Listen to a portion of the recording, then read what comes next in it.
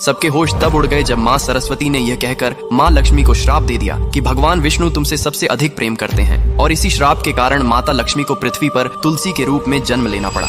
कहानी उस समय की है। वैकुंठ लोक में माँ सरस्वती, लक्ष्मी और गंगा देवियाओं में बहस हो गई कि तीनों देवियों में से भगवान विष्णु सबसे ज्यादा प्यार किसको करता है। क्योंकि सरस्वती ज्ञान, विद्या और कला की देवी थीं, लक्ष्मी धन, वैभव और समृद्धि की देवी, और गंगा पवित्रता, शांति और शुद्धता की थीं। भगवान विष्णु तीनों का समान आदर और सभी से समान प्रेम रखते थे। लेकिन तीनों देवियों के मन में यह प्रश्न उठने लगा कि संसार में सबसे अधिक महत्व किसका है, ज्ञान का, धन का या पवित्रता का। यह विचार धीरे धीरे बहस में बदल गया। नारद मुनि भी वहां पहुंचे और अपने स्वभाव के अनुसार अलग अलग दृष्टिकोण रखकर बहस को और गहरा कर दिया।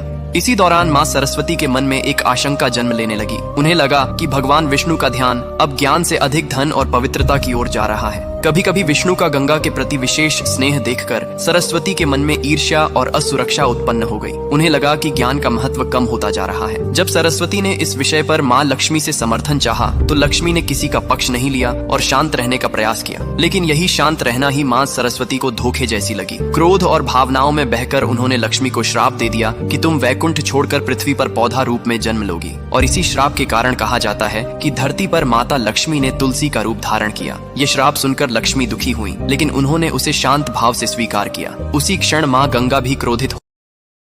Download ShareChat.